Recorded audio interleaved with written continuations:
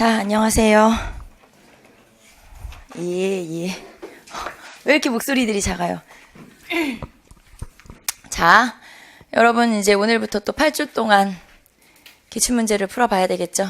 이 기출문제 여러분 받아서 알겠지만은 한 360여 문제로 이루어져 있어요.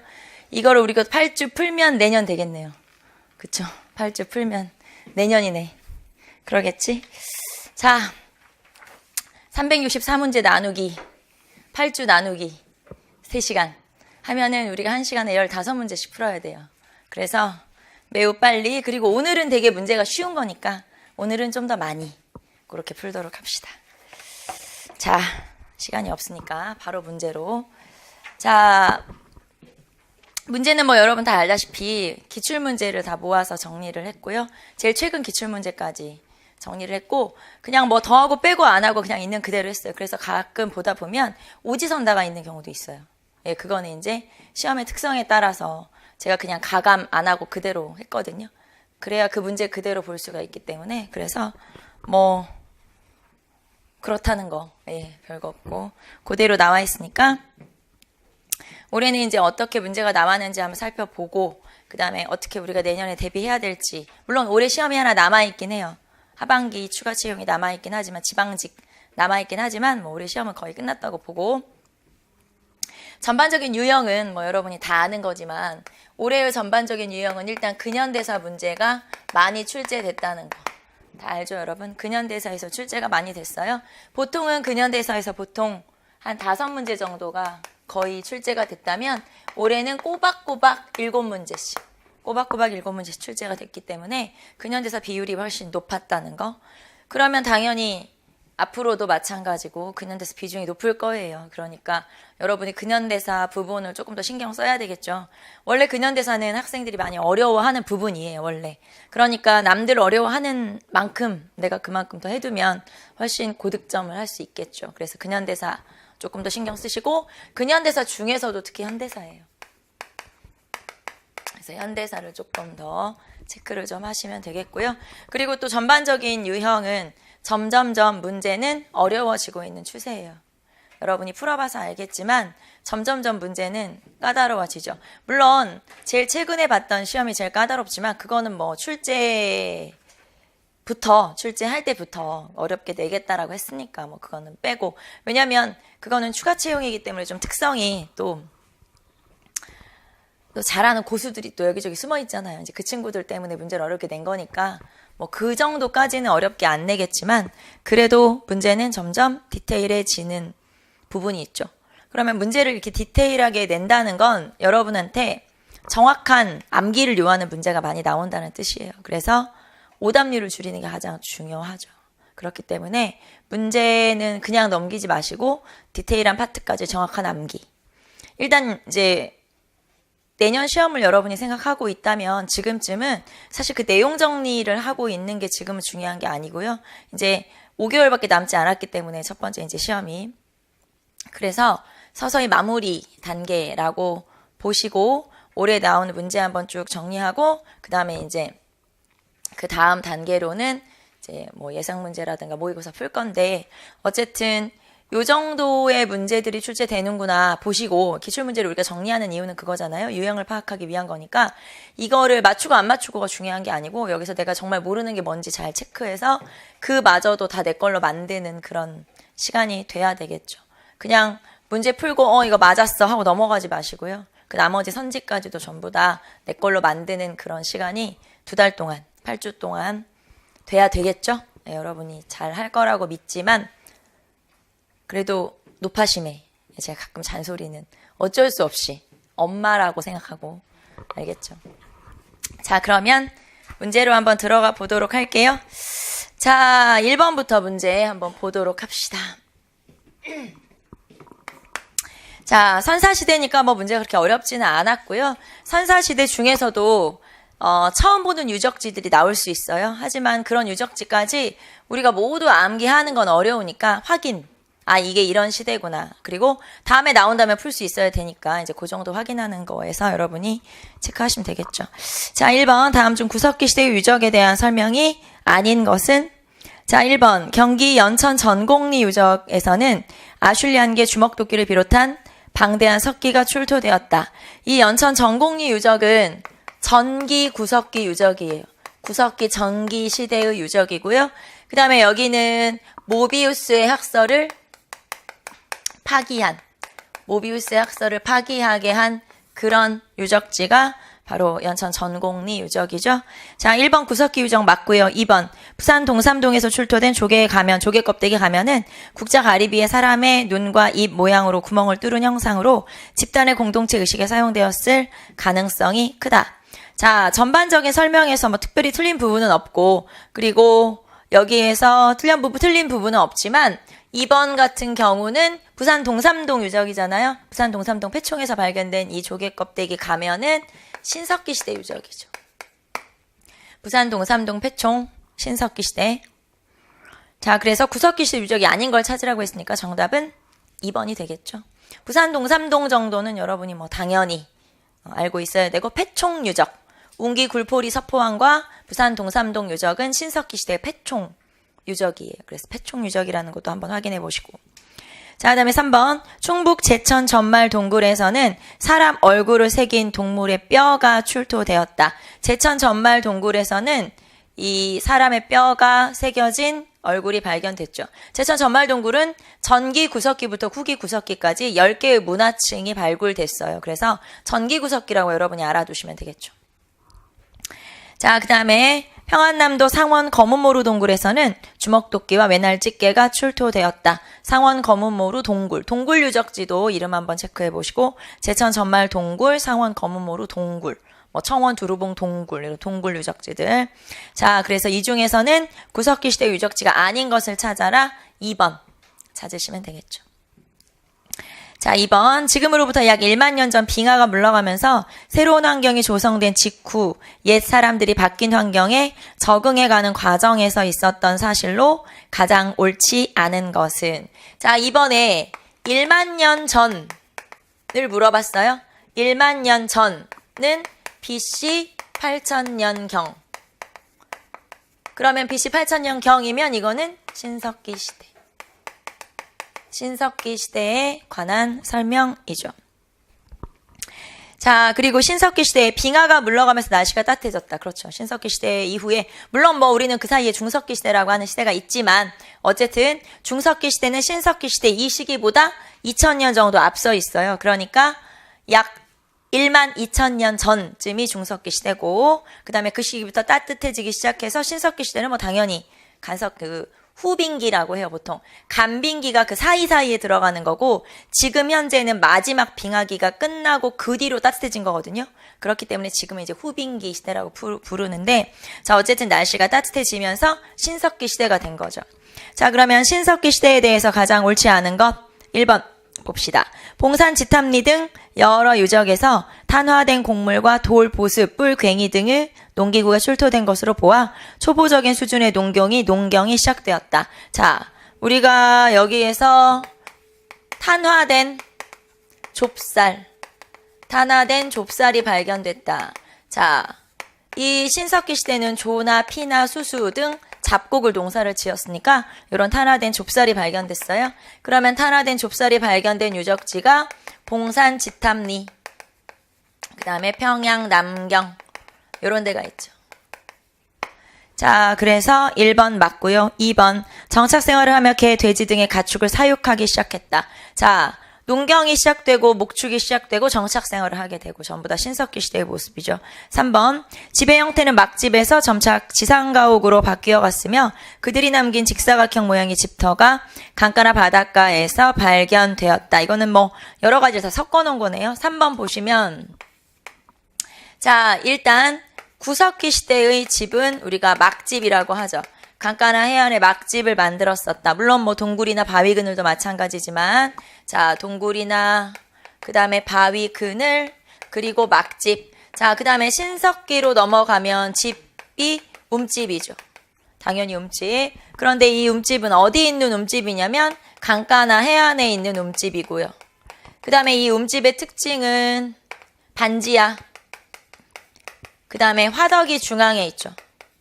중앙에 화덕이 있고, 그 다음에 타원형에 가깝죠.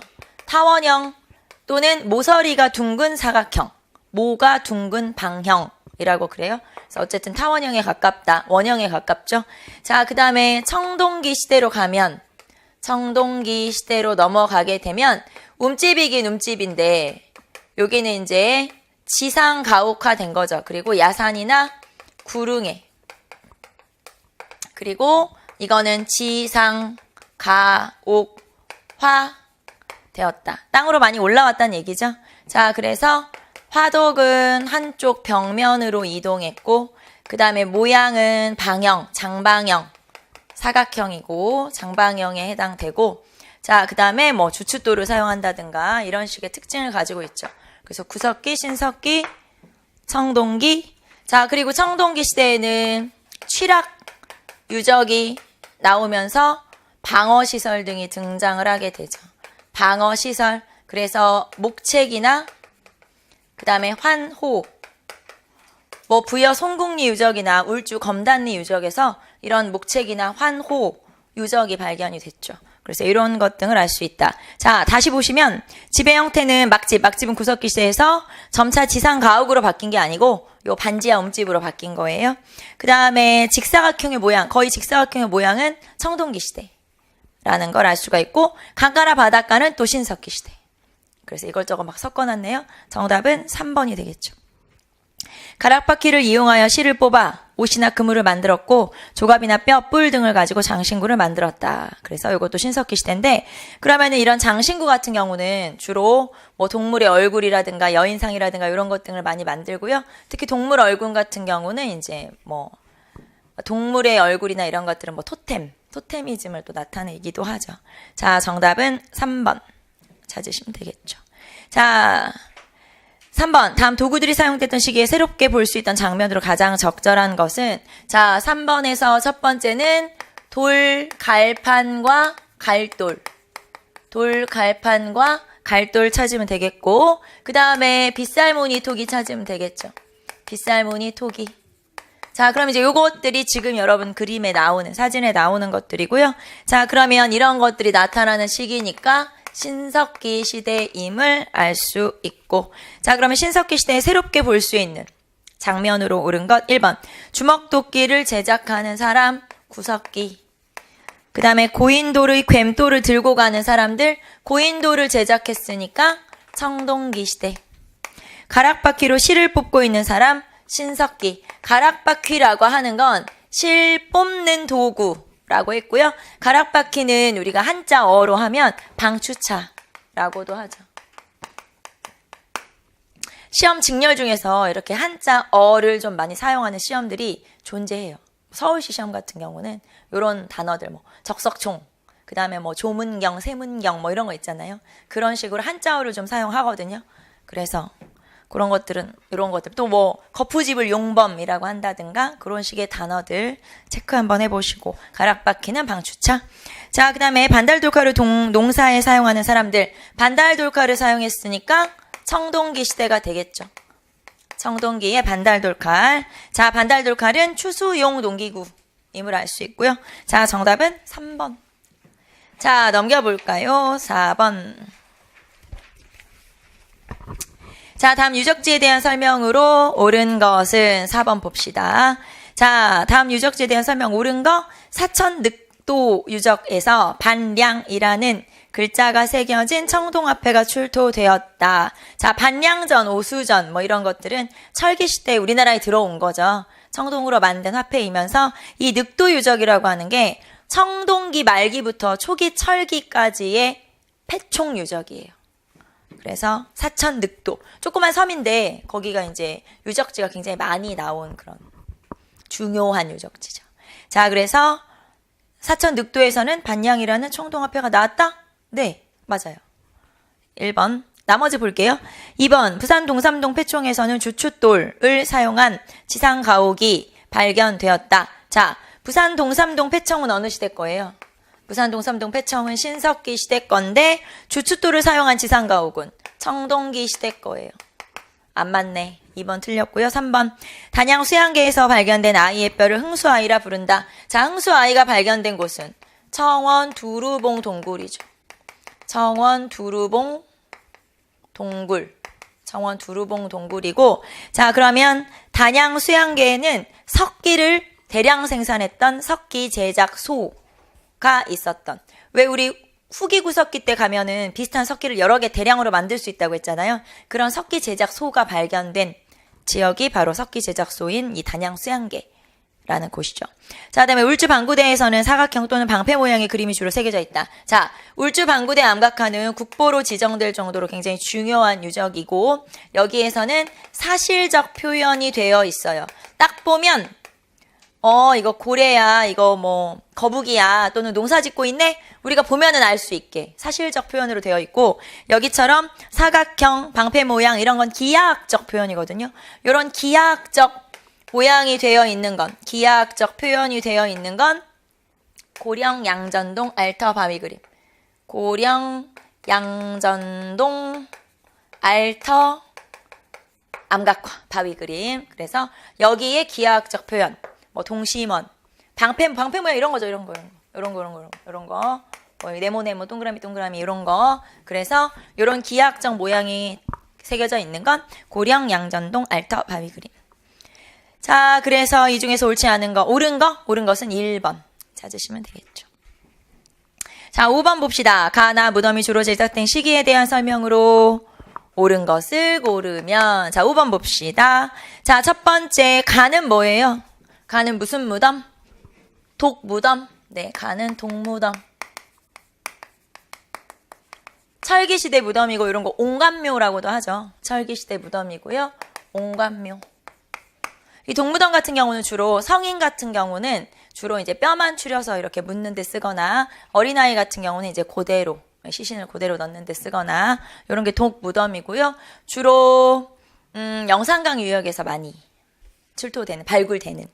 자, 영산강에서만 나오는 건 아니지만 이제 주로 좀 많이 발견되는 거죠. 자, 그다음에 두 번째는 탁자식 고인돌이에요. 나는 탁자식 또는 북방식 고인돌이라고 하고요. 자, 그 다음에 당연히 청동기 시대의 무덤 되겠죠. 자, 그러면 가나 무덤이 제작된 시기에 대한 설명으로 옳은 것을 고르면 기역. 농경과 목축이 시작되었다. 자, 기역, 농경과 목축이 시작된 건 신석기 시대. 그러면 기역은 틀렸고, 그 다음에 니은. 철제 농기구를 사용하였다. 철제 농기구를 사용했으면 언제? 철기. 가가 철기였죠. 그러므로 니은 맞고, 디귿. 계급이 없는 평등사회였다. 평등사회는 언제? 구석기하고 신석기가 되겠죠. 그래서 구, 신석기 둘 다 계급은 없고요. 평등사회. 그러므로 틀렸고, 반달돌칼로 농작물을 수확하였다. 반달돌칼은 청동기 시대에 사용된 추수용 농기구에 해당되겠죠. 그러므로 리을도 맞고요. 자, 맞는 걸 골라라 그랬으니까 니은, 리을 이렇게 찾으면 되죠. 정답은 4번. 자, 6번 봅시다.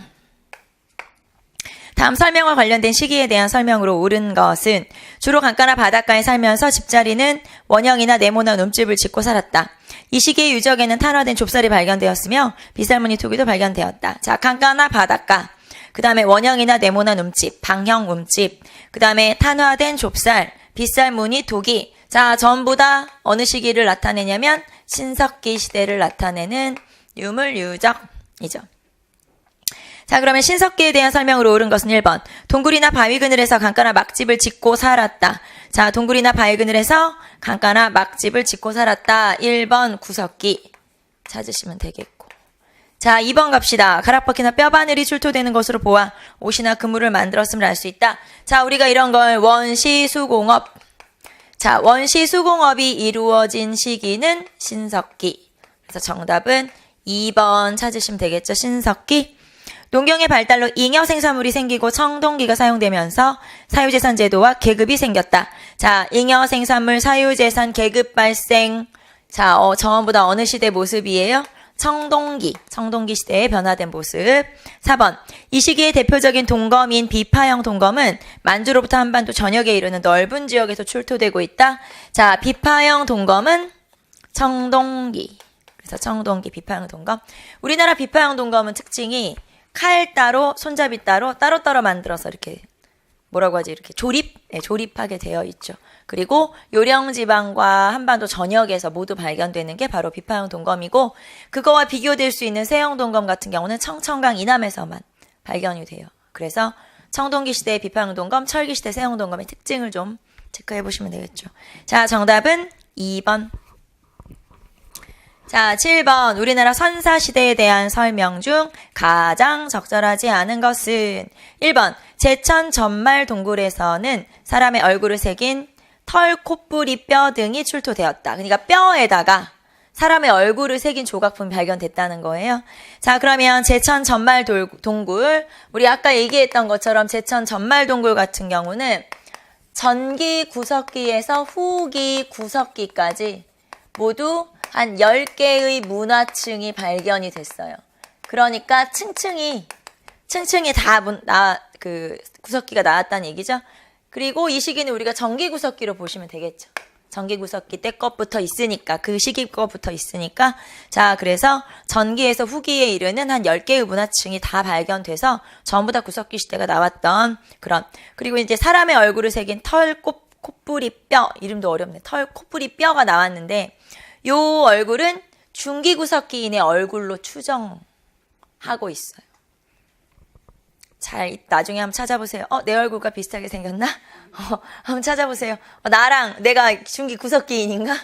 이렇게 한번. 하긴 구석기인은 우리랑 안 맞구나. 우리 조상이 아니구나. 패스. 안 맞으니까. 자, 그 다음에 1번. 그러므로 맞는 설명.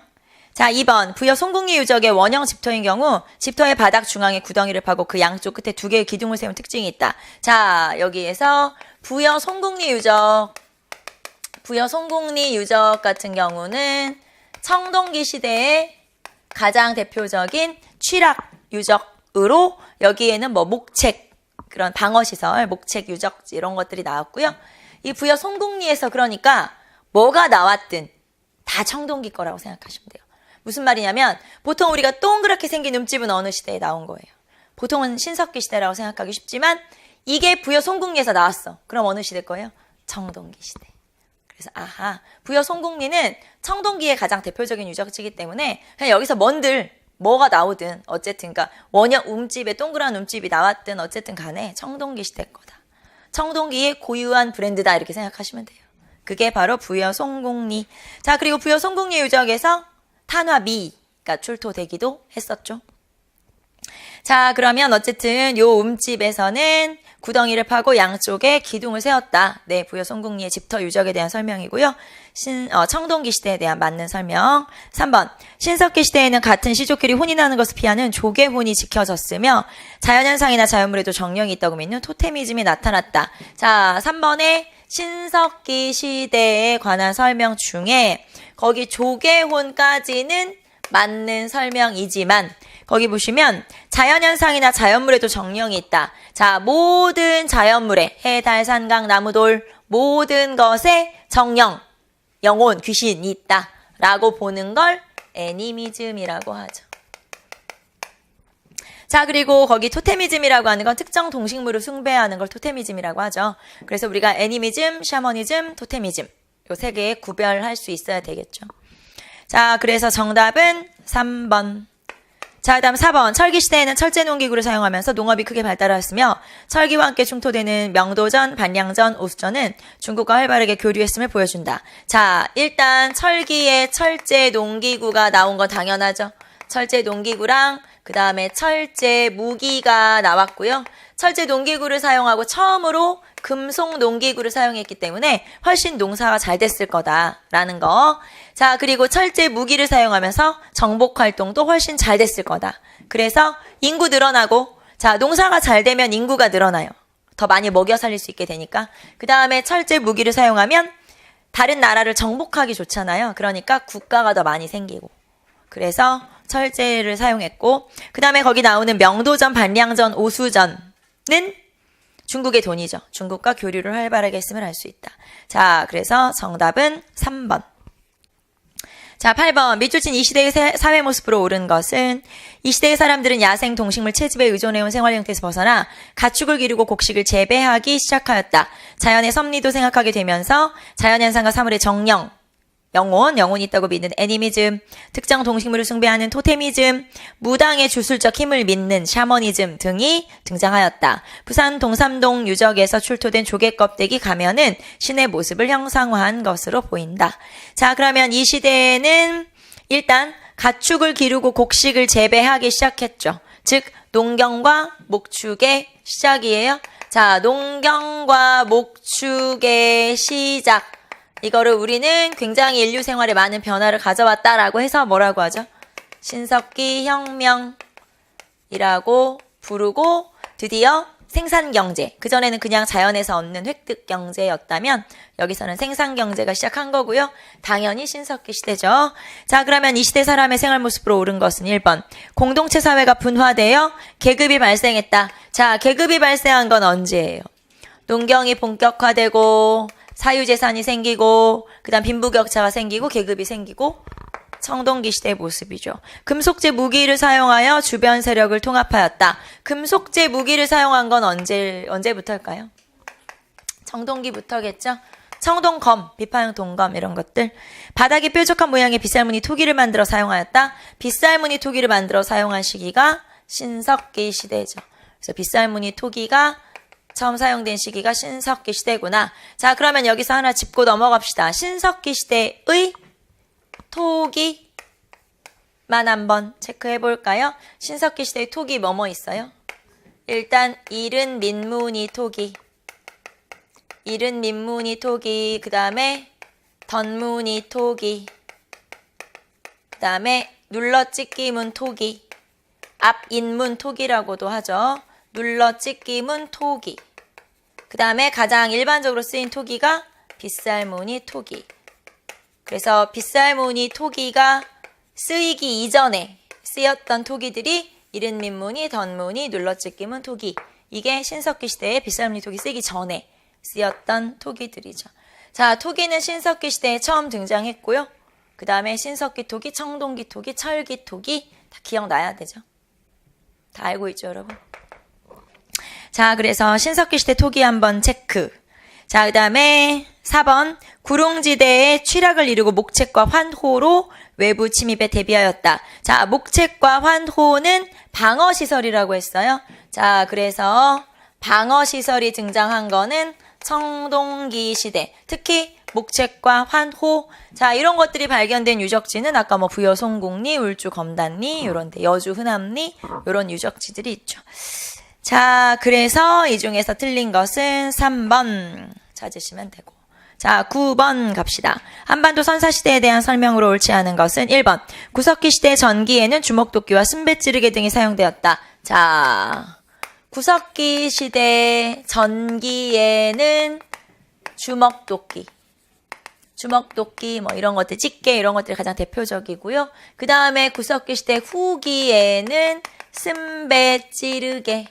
그래서 우리가 이 순배찌르개가 후기 구석기의 가장 대표적인 석기다라고 했었고, 자, 그러면 이 순배찌르개의 용도는 뭐예요? 용도? 나무 같은 걸 이렇게 묶어서 쓰는 거죠. 그러므로 이거는 뭐의 용도로 쓰냐면 창의 용도로 사용되는구나 알 수 있죠. 특히 후기 구석기 후기에 순배찌르개라는 거. 우리 너무 수업 시간에 강조 많이 해서 이제 여러분 다 알죠?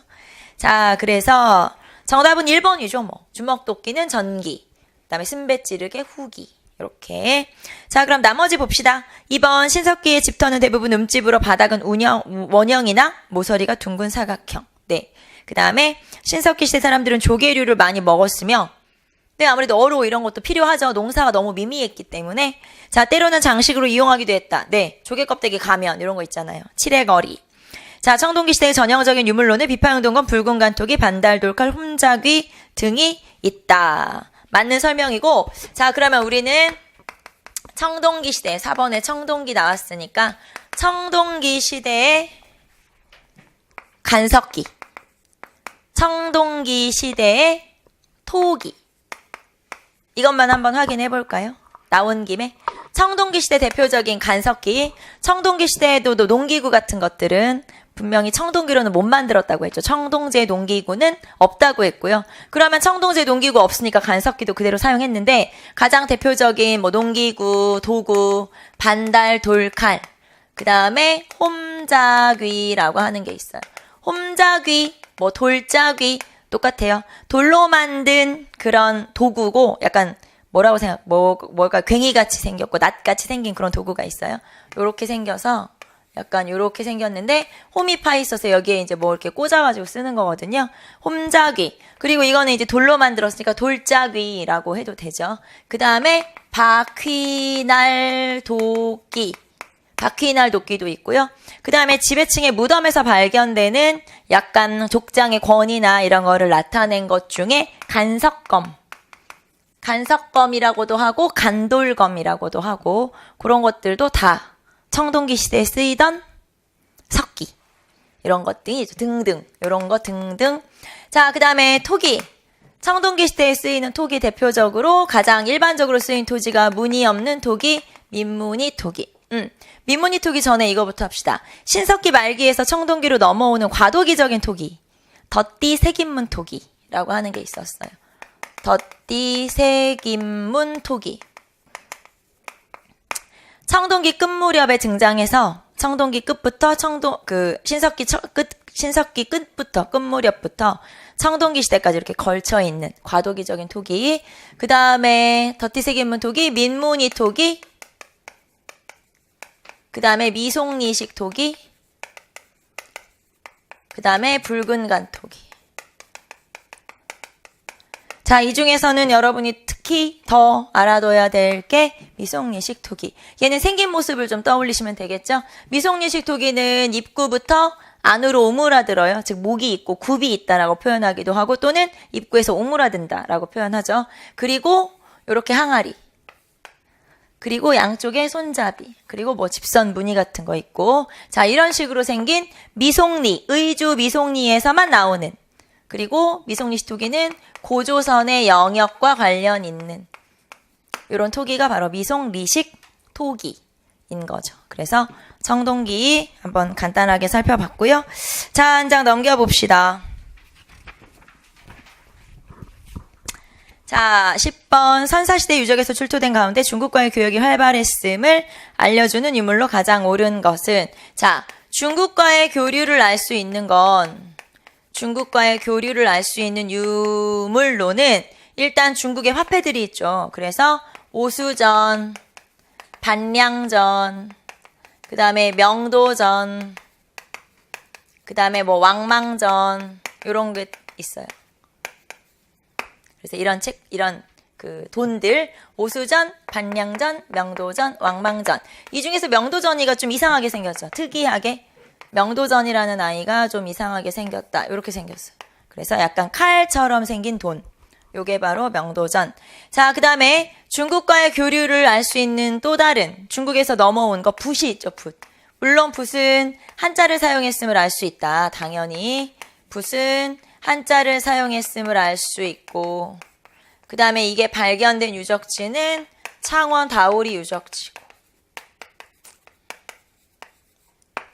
자, 그래서 중국과의 교류를 알 수 있다. 자, 그러면 정답은 1번이고 당연히 철기시대에. 자, 그러면 나머지만 한번 체크해 볼까요? 자, 2번 세영동검. 우리가 세영동검에서 알 수 있는 건 독자적 청동기가 철기시대에 독자적 청동기가 발전했다.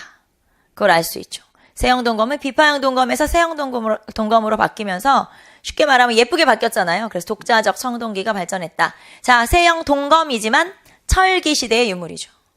동검 청동기이지만 철기시대에 예뻐진 동검 말하자면 자, 그 다음에 반달 돌칼 이거는 청동기시대 추수용 동기고 자, 그 다음에 미송리식 토기 이것도 청동기시대 거고 고조선의 영역을 알 수 있는 그런 유물이죠. 자, 그래서 이 중에서 철기시대와 관련된 거 그리고 중국과 교류를 알 수 있는 거 1번 찾으시면 되죠. 11번 문제가 제가 풀다 보니까 오류가 있더군요.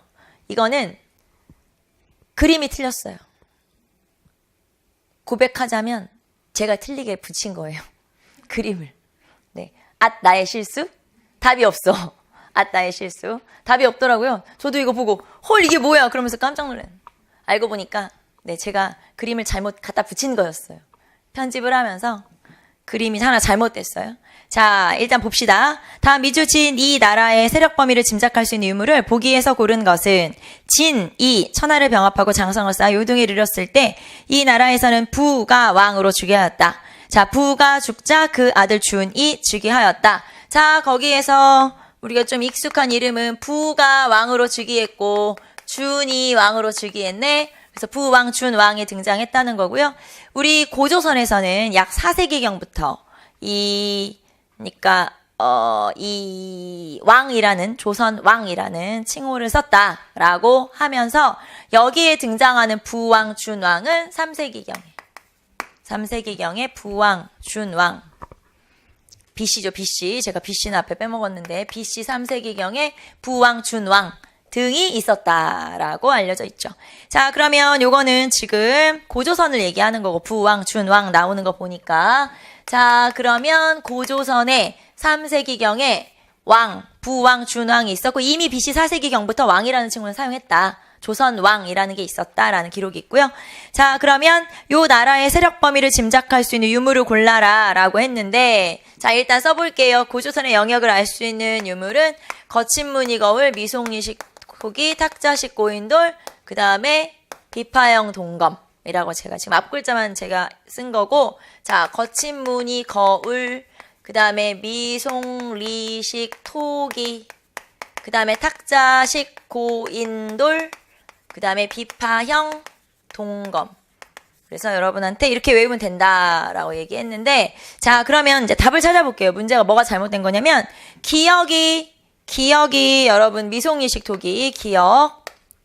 그 다음에 이 니은이 들어갈 자리에 원래는 그 시험 문제에는 뭐였었냐면 바둑판식 고인돌.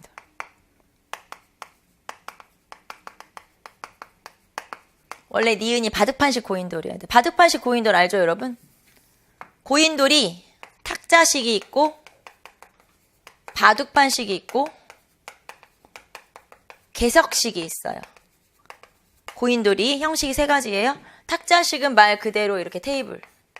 그 다음에 바둑판식은 다리가 짧아. 이렇게 다리가 짧아요. 개석식은 다리가 없어. 이렇게. 그래서 원래 지문에는 이게 들어가야지. 니은에. 그래야 답이 맞거든요. 어쨌든 뭐 여기선 답이 3개가 되는 거죠 뭐. 그리고 지문은 없는 거고. 요 문제대로 하면. 자, 어쨌든 바둑판식 고인돌이어야 되고 자, 그 다음에 디귿은 뭔가요? 디귿. 가락바퀴. 실 뽑는 도구. 신석기 원시 수공업. 자, 그 다음에 리을이 비파형 동검. 자, 그러므로 리을하고 기억이 원래는 정답이어야 되는데 이제 여러분 그 문제가 잘못돼서 탁자식 고인돌이 딱 들어가 버렸네. 그래서 체크를 해두세요. 기억, 니은, 리을이죠 뭐. 답은 없는 거고 그렇게 체크하시면 되겠죠. 자, 원래 정답은 4번이어야 하고 자, 그래서 11번 이거 좀 잘못됐다는 거. 자, 그다음에 12번 미주진 이 시기에 해당하는 사실로 옳은 것은 자, 이 시기에 반달돌칼 등 다양한 간속기가 사용되었고 민무늬 토기를 비롯한 토기의 종류도 다양해졌으며 고인돌과 돌널 무덤이 만들어졌다. 자, 반달돌칼, 민무늬 토기, 고인돌, 돌널 무덤 뭐 다 나왔네. 그러면 당연히 이거는 청동기 시대임을 알 수 있고요. 자, 그러면 청동기 시대에 대해 해당하는 사실로 옳은 것은 1번. 농경과 목축이 시작되었다. 농경과 목축의 시작은 신석기 시대. 자, 주로 동굴이나 강가의 막집에 거주했다. 구석기. 용호동 유적에서 불 뗀 자리가 확인되었다. 자, 용호동 유적에서 불 뗀 자리가 확인되었다. 이거는 대전 용호동 유적지예요. 대전 용호동 유적지고요. 이거는 중기 구석기 시대의 유적지죠. 자, 그리고 불을 사용하기 시작했다. 언제부터죠? 여러분, 불 사용 언제부터예요? 구석기 시대부터. 불 구석기 시대부터죠. 그래서 여기서는 중기 구석기 유적이에요. 불 뗀 자리가 있다. 용호동 유적. 자, 그 다음에 목을 길게 단 미송리식 토기가 사용되었다. 정답은 4번이 청동기이겠죠. 사실 여러분이 용호동 유적 몰라도 그쵸? 몰라도 사실 여기서는 답을 고를 수가 있죠. 미송리식 토기를 알고 있으면 당연히. 그래서 12번 문제에 용호동 유적 사실 몰라도 된다. 나왔으니까 우리가 체크한 거지 얘가 또 시험에 나올지는 모르잖아요. 앞으로는. 그러니까 그냥 그렇구나 하고 넘어가시면 돼요. 자, 정답은 4번. 자, 여기까지 선사시대, 철기시대까지 쭉 봤고, 그 다음에 이제 고조선, 그 다음에 철기시대 여러 나라. 이렇게 봅시다. 자, 13번 볼까요? 13번. 자, 고조선의 성립 사실을 역사적으로 반영하고 있는 단군 신화에 대한 설명으로 가장 옳지 않은 것을 골라라. 자, 옳지 않은 거 한번 골라봅시다. 첫 번째, 풍배구사 운사를 두어 비바람, 구름 등의 농경과 관계되는 것을 주관하는 내용이 담겨 있다. 자, 풍배구사 운사는 비바람, 구름의 신을 얘기하는 거니까 농경사회임을 알 수가 있죠. 자, 다음 2번. 널리 인간을 이롭게 한다는 내용을 포함하고 있다. 자, 널리 인간을 이롭게 한다. 뭐라고 하면 될까요? 홍익인간. 네, 홍익인간의 이념을 가지고 인간을 다스렸다. 자, 삼국유사에는 고조선의 건국연대가 여고 동시로 기록되어 있다. 이게 무슨 말이냐면 중국의 요임금과 같은 시대이다. 요임금과 같은 시대, 요나라와 같은 시대이다. 이렇게 보시면 돼요. 그래서 요나라와 같은 시대이다. 네, 요임금이라고 씁시다. 요임금과 같은 시대. 그래서 기록에 우리나라 이 고조선이 생길 때 중국은 요임금이라는 그런 임금이 있었다. 요순시대라고 우리가 뭐 굉장히 태평한 시대가 있잖아요. 그 시대 중에 하나인 그때쯤이 우리나라는 고조선이었어. 이렇게 써있다는 거죠. 맞는 설명이고. 자, 단군 신화를 기록한 책으로는 동국이상국집, 제왕운기, 세종실록지리지 등이 있다. 왠지 이상하죠? 동국여지 승남? 그 동국이상국집? 갑자기 이게 왜 나오냐? 동국이상국집은 이규보가 고려 중기에, 무신집권기에 쓴 책이죠. 자, 그럼 단군 신화가 기록된 책으로는 뭐가 있을까요? 일단 최초로 기록된 책이 뭐냐 물어보면 삼국유사, 제왕운기, 세종실록, 지리지, 그 다음에 응제시주, 동국여지승남, 요런 게 있죠. 요 정도? 자, 이게 지금 단군의 건국 이야기를 담고 있어요. 그러니까 단군 설화가 담겨 있는 거고요. 예를 들면 뭐 동국통감 같은 경우는 단군 설화는 아니지만 고조선이라는 나라를 얘기하고 있죠. 그런 거. 그래서 여기서는 단군 설화를 기록하고 있고 삼국유사가 최초로 기록한 거다. 요거를 좀 알아주시면 되겠죠. 자, 그래서 옳지 않은 것은 동국이상국집 빼야 되겠죠. 정답은 4번. 동국여지 승남이 들어가야죠. 자, 다음 중 고조선에 대한 설명으로 옳지 않은 것 1번. 중국 측 기록인 관자나 산해경 등에는 고조선과 관련된 기록이 등장한다. 맞아요. 저기 동쪽에 고조선이라는 나라가 있었대. 이런 기록이 남아있어요. 그래서 중국 측의 기록 중에 오래된 거는 이제 관자라는 기록이 있죠. 자, 그 다음에 삼국지 동의전에 인용된 위략에 따르면 연나라가 강성해져 스스로 왕을 칭하자 조선 후가 왕을 자칭하지 스스로 칭하지 않았다는 기록이 있다. 자, 아까 우리 왕이라는 칭호를 쓴 거는 언제부터냐면 BC 4세기경부터 이미 조선에서는 고조선에서는 왕이라는 칭호를 쓰고 있다. 그리고 아까 우리가 봤던 부왕, 준왕이 등장한 거는 3세기경이다. 라는 거, BC 3세기경. 자, 그러므로 조선 후가 왕을 스스로 칭했다, 자칭하였다 라고 해야 되겠죠. 그래서 끝에 하지 않았다가 이제 빠지고 했다 이렇게 써야 되겠죠. 자, 정답은 2번이 틀렸네요. 자, 그 다음 3번. 기원전 2세기 초 위만은 고조선의 망명에 와 있다가 준왕을 몰아내고 왕이 되었다. 자, 위만이 기원전 한 2세기 경쯤에 들어오죠, 우리나라에. 그래서 준왕에게 벼슬을 받아요. 박사 벼슬을 받죠. 자, 그래서 변방을 지키는 벼슬을 하다가 나중에 BC 194년에 와서 준왕을 몰아내고 왕이 되죠. 자, 그래서 어디선가 말하자면 언젠가 한 2세기경에 들어와서 세력을 키워서 왕이 됐을 것이다. 자, BC 194년부터를 우리가 위만조선이라고 해요. 이 위만조선부터, 즉 위만이 왕이 될 때 준왕을 몰아내고 왕이 된 거죠. 자, 그래서 준왕을 몰아내고 왕이 되었다. 맞아요. 그 다음에 위만조선은 기원전 108년 한나라의 침입에 의해 멸망하고 이 지역에는 한의 군현이 설치되었다. 자, 한무제의 침입으로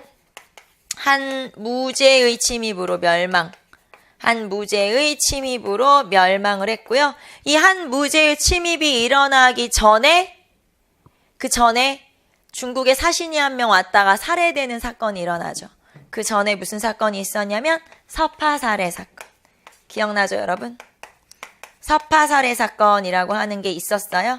BC 111년에 서파살해 사건이 있었고 그 뒤에 이어지면서 한 무제가 BC 109년에 쳐들어왔고 쳐들어온 지 1년 만에 우리가 버티다가 결국엔 무너지게 되죠. BC 108년에 멸망. 그래서 이렇게 쭉 연결하시면 되겠죠.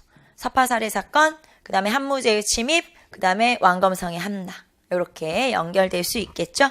자, 그러면 이 중에서 가장 옳지 않은 거 골라라. 2번 찾으시면 되겠네요. 자, 15번. 다음 내용에 해당하는 국가에 대한 설명으로 옳은 거. 자, 대개 사람을 죽인 자는 즉시 죽이고 남에게 상처 입힌 자는 곡식으로써 갚는다. 자, 도둑질한 자는 노비로 삼는다. 용서받고자 하는 자는 50만 전을 내야 된다. 자, 딱 여기까지가 지금 뭐의 내용이에요? 8조법의 내용이네. 그래서 한서지리지의 8조법 내용이죠. 사람을 죽이면 죽인다. 그 다음에 남을 다치게 하면은 곡물로써 갚는다. 그 다음에 도둑질하면 노비로 삼고 속죄받으려면 50만 전을 내야 된다. 자, 여기 8조법에 또 부록으로 따라오는 게 여자들은 정신하여 음란하지 않는다. 이런 조항들이 있죠. 자, 그러면 이에 해당하는 국가에 대한 설명, 고조선에 대한 설명이고요. 자, 그러면 1번 봅시다. 상 대신 장군 등의 관직을 두었으며 연과 대립하였다. 상, 대부, 박사, 장군 뭐 이런 벼슬들을 두었다. 1번이 정답이네요. 자, 두 번째 신지읍차로 불리는 군장들이 70여 개의 소국을 다스렸다. 자, 신지읍차 같은 경우는 삼한의 군장들이죠. 그래서 2번에 삼한, 재정 분리의 군장들이고요. 신지는 대족장, 대군장, 그 다음에 읍차는 소군장, 신지견지 불의읍차 이렇게니까 그래서 대군장, 소군장. 자, 그다음에 가축의 이름을 딴 마가, 우가, 구가, 저가가 사출도를 다스렸다. 자, 이렇게 가축의 이름을 가지고 군장의 명칭을 정했다. 그러면 부여에 해당하죠. 상가, 고추가 등의 대가가 있으며 국가의 중요한 일은 제가 회의를 통해서 결정했다.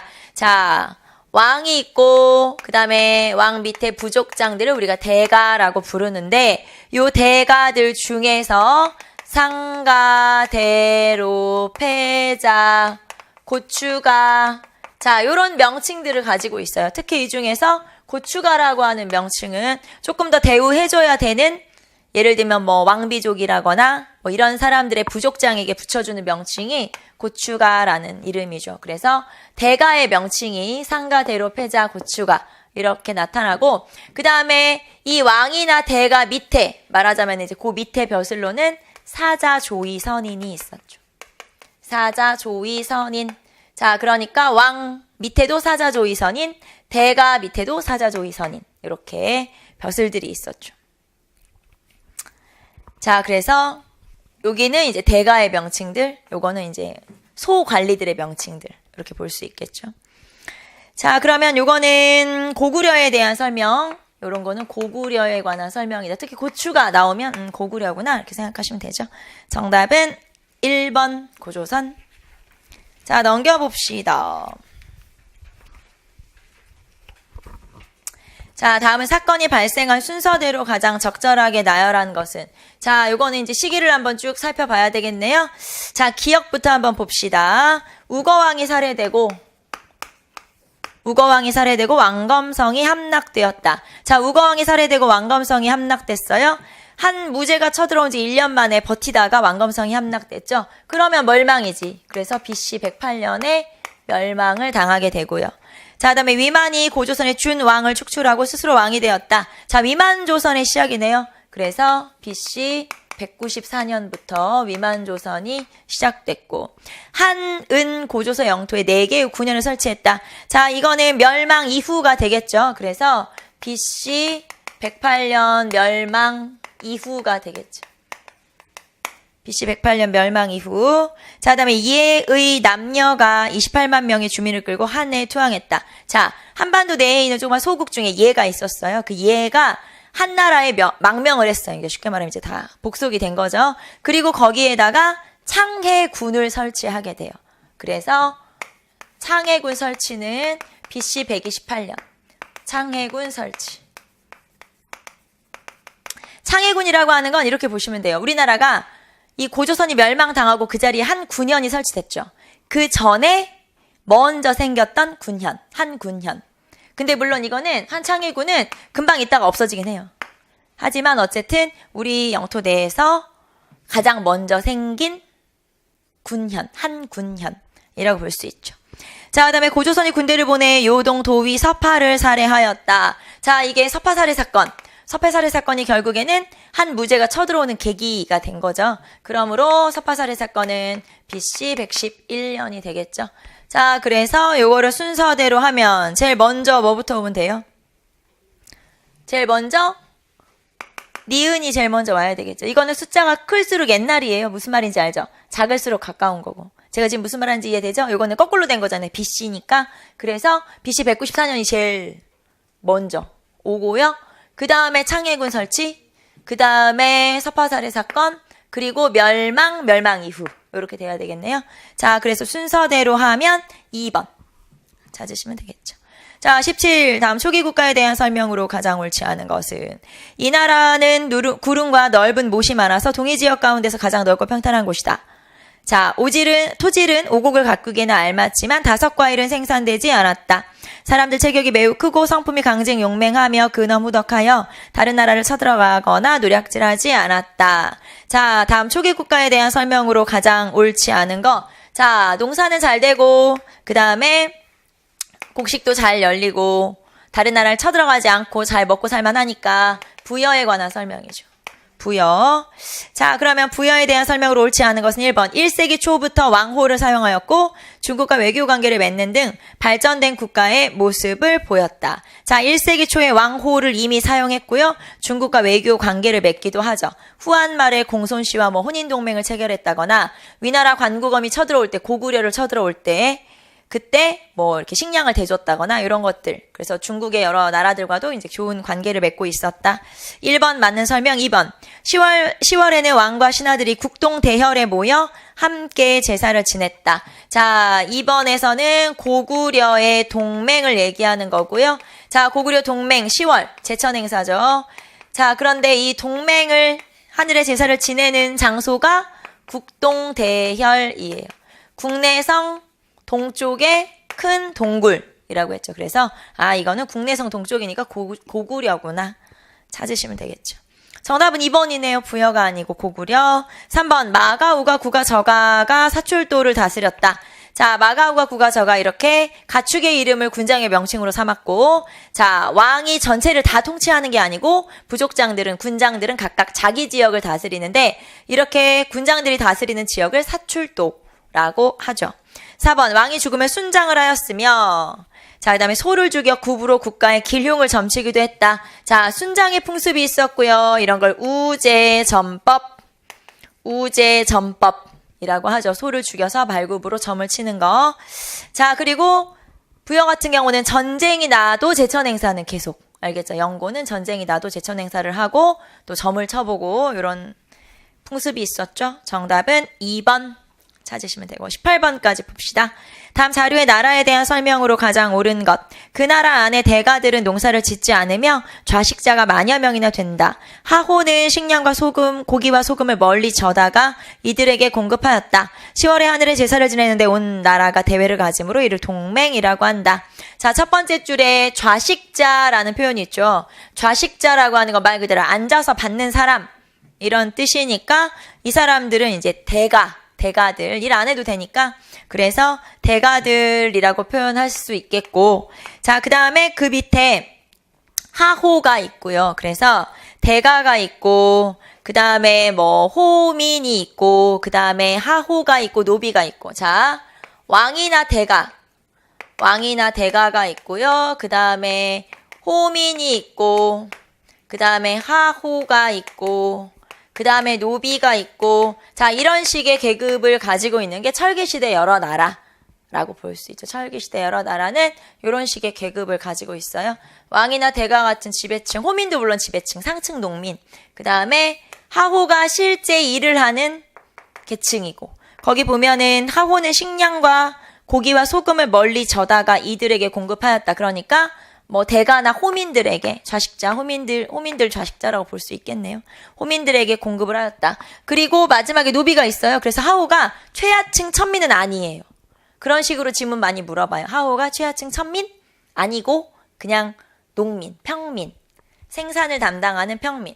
자, 그러면 전쟁 나면 이 중에 전쟁은 누가 나가요? 호민이 나가는 거예요. 하호는 아까처럼 식량을 지어다가 저다가 날라주는 역할을 하는 거지, 실제 전쟁을 나가는 거는 호민이 나가는 거죠.